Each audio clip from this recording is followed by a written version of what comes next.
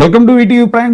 కూటమి ప్రభుత్వంలో వైఎస్ఆర్సీపీ నాయకులు ఎంతగా దాడులకి దౌర్జన్యాలకి గురవుతున్నారు అనేటువంటిది మనకు తెలుసు. ఇక అక్రమ అరెస్టుల సంగతి చెప్పనే అక్కర్లేదు. అనేక మందిని ఇప్పటికే అరెస్ట్ చేశారు, కానీ వాళ్ళు బెయిల్ మీద బయటికి రావడం కూడా జరిగింది. అయినా కూడా ఎక్కడ కూడా మేము తగ్గము అనే రీతిలో వైఎస్ఆర్సీపీ నాయకులు వాళ్ళ నిరసనలు లేదంటే వాళ్ళ యొక్క ప్రొటెస్టులు ఆందోళనలు చేస్తూనే ఉన్నారు. కానీ ప్రభుత్వం మాత్రం చాలా కక్షపూరితంగా ఇది రెడ్ బుక్ అనేటువంటిది ఏదైతే ఉందో అదొక రాజ్యాంగం కింద మార్చుకుని రెడ్ బుక్ రాజ్యాంగం అనేలాగా దాన్ని లోకేష్ గారు చెప్తున్నారు. మాకు అసలు కక్ష సాధింపు రాజకీయాలు లేవు అని. కానీ ఎక్కడికక్కడ జరుగుతుంది అదే అనేటువంటి స్పష్టంగా తెలుస్తోంది. పవన్ కళ్యాణ్ గారు సరే దాని మీద ఏమీ నోరు విప్పట్లేదు, ఎందుకంటే ఆయన జనసేన నాయకుల మీద జరుగుతుంటేనే ఆయన ఏమీ నోరు మెదపట్లేదు. కాబట్టి ఇక వైఎస్ఆర్సీపీ నాయకుల గురించి ఆయన మాట్లాడేది ఏముంటుంది. తాజాగా తాడిపత్రిలో మనకు తెలుసు ఎప్పటి నుంచో కేతిరెడ్డి పెద్దారెడ్డి అలాగే జేసీ ప్రభాకర్ రెడ్డి వీళ్ళిద్దరి మధ్య కూడా పచ్చగడ్డేస్తే బొగ్గుమనేటువంటి వైరం ఉంది.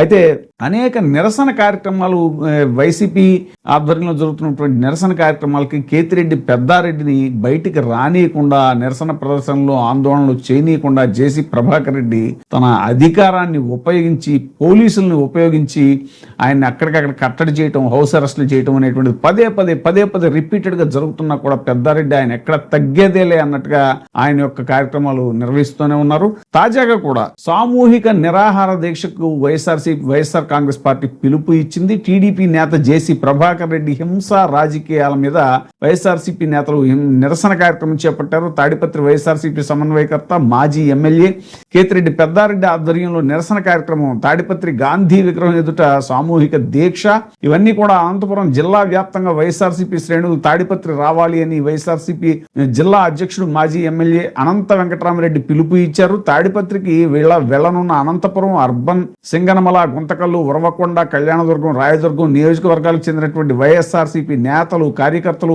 తాడిపత్రిలో ప్రజాస్వామ్యాన్ని కాపాడాలి అంటూ నిరసన గళం వినిపించే ప్రయత్నం చేశారు. జేసీ ప్రభాకర్ రెడ్డి దౌర్జన్యాలకు పోలీసులు సహకరిస్తున్నారు అనేటువంటిది ఆందోళన వ్యక్తం చేశారు. తాడిపత్రి కార్యక్రమాన్ని అడ్డుకునేందుకు పోలీసులు అడుగడుగున అడ్డంకులు సృష్టించారు. మనం చూసాము, జగన్మోహన్ రెడ్డి గారు పర్యటనలకు వెళ్ళినప్పుడే మన కాకాని గోవర్ధన్ రెడ్డి గారిని అక్కడ నెల్లూరు జైల్లో పలకరించడానికి వెళ్ళినప్పుడు కానీ, గుంటూరు ఆయన మన మిర్చి యార్డుకి వెళ్ళినప్పుడు కానీ, ఇలా ఎక్కడా కూడా సమీకరణ, అది జనాలు అభిమానులు ఎవరు కూడా జగన్మోహన్ రెడ్డి దగ్గరికి రానియకుండా ఎంతలా కట్టడి చేశారో పోలీసు వ్యవస్థ అనేటువంటిది. సరే, ఏపీలో పోలీసు వ్యవస్థ ఎలా ఉంది అనేటువంటిది ఇప్పుడు తాజా ఉదాహరణ, అతిపెద్ద ఉదాహరణ కస్టడీ డెత్ అని చెప్పబడేటువంటి ఆ సాయికృష్ణ ఉదంతం చాలు పోలీసు వ్యవస్థ తీరు ఏ స్థాయిలో ఉంది అని చెప్పడానికి. పూర్తిగా ప్రభుత్వ నేతలకి అలాగే ప్రభుత్వ పెద్దలకి లోబడి పోలీసు వ్యవస్థ పనిచేయటం అనేటువంటిది చరిత్రలో ఎప్పుడూ కూడా ఏ రాష్ట్రంలో జరగలేదు అనేటువంటిది మనం వింటున్నాము.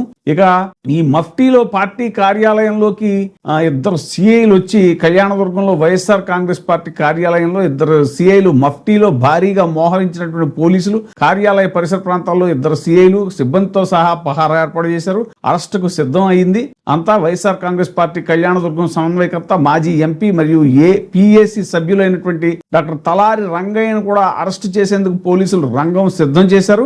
అయినా సరే వెనకడుగు వేసేదే లేదు. పార్టీ ఆదేశాల మేరకు చెలో తాడిపత్రి కార్యక్రమాన్ని ఖచ్చితంగా వెళ్లి తీరుతాం అని సమన్వయకర్త డాక్టర్ తలారి రంగయ్య స్పష్టం చేశారు. తరలి వస్తున్న శ్రేణుల్ని ఎక్కడికక్కడ పోలీసులు అడ్డుకునే ప్రయత్నం చేశారు. నియోజకవర్గ వ్యాప్తంగా ఉన్న వివిధ మండలాల నుంచి భారీ సంఖ్యలో తరలి వస్తున్నటువంటి పార్టీ ముఖ్య నాయకులు మరియు కార్యకర్తలు వీళ్ళందరినీ పోలీసులు అడ్డుకునే ప్రయత్నం చేస్తే చాలా ఉత్కంఠభరితంగా, చాలా ఘర్షణపూరితంగా వాతావరణం అంతా కూడా మారింది. కేసులతో, బెదిరింపులతో పోలీసులను కాదని వెళ్తే అక్రమ కేసులు పెడతామంటూ కూడా పోలీసులు బెదిరించడం, ఇవన్నీ చూస్తుంటే అసలు ఏంటి రాష్ట్రంలో శాంతి భద్రతలు ఎక్కడున్నాయి?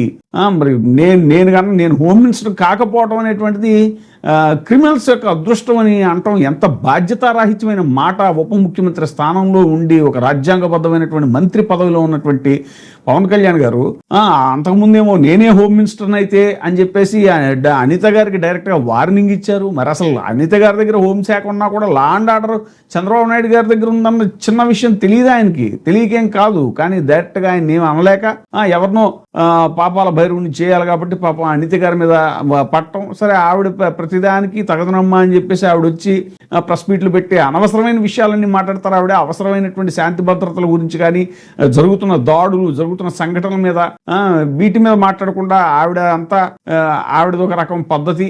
ఆవిడ మళ్ళీ మేకప్ ఆర్టిస్ట్ అన్నందుకు ఆవిడ ఎంతో పెద్ద చాలా ఘోరంగా ఫీల్ అయిపోయారు. ఆవిడ మాత్రం గుడ్డు మంత్రి అని, ఆ మంత్రిని, ఈ మంత్రిని, ఆవిడ ఎవరినైనా ఏమన్నా అనొచ్చు, వాళ్ళకే పేటెంట్లు ఉంటాయి. తెలుగుదేశం పార్టీ వాళ్ళకి ఎవరినైనా అనే పేటెంట్ ఉంటుంది. కానీ వేరే ఏ పార్టీ నాయకులు కూడా వాళ్ళని మాత్రం ఏమనకూడదు. ఇంక్లూడింగ్ కూటమిలో ఉన్న జనసేన వాళ్ళు కూడా టీడీపీ వాళ్ళని ఏమనకూడదు అన్నంతగా వాళ్ళ యొక్క అధికార దర్పం అనేటువంటిది ప్రదర్శిస్తున్నారు వాళ్ళు. ఎక్కడికక్కడ వాళ్ళదే ఆధిపత్యం కింద ఉంటుంది. మరి ఇక్కడ ఇప్పుడు కేతిరెడ్డి పెద్దారెడ్డిని ఈ విధంగా అన్ని విధాలుగా పోలీసులు నిర్బంధం చేయటం, గృహ నిర్బంధం చేయటం, ఆయన నిరసన కార్యక్రమాలకి, ఆందోళన కార్యక్రమాలకి వెళ్ళనీయకుండా అడ్డుకోవటం అనేటువంటిది అక్కడ స్థానికంగా ఉన్నటువంటి జేసీ ప్రభాకర్ రెడ్డి ఆధ్వర్యంలో పోలీసులు ఇంత దారుణంగా ప్రవర్తించడం అనేటువంటిది ఇప్పుడు అంతా చర్చనీయాంశమైంది.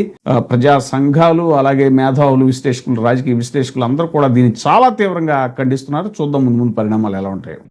ఇప్పుడే సబ్స్క్రైబ్ చేయండి, లైక్ చేయండి, షేర్ చేయండి. వే టీవీ ప్రైమ్, మీ ఉత్తమాభిరుచుల సమ్మేళనం.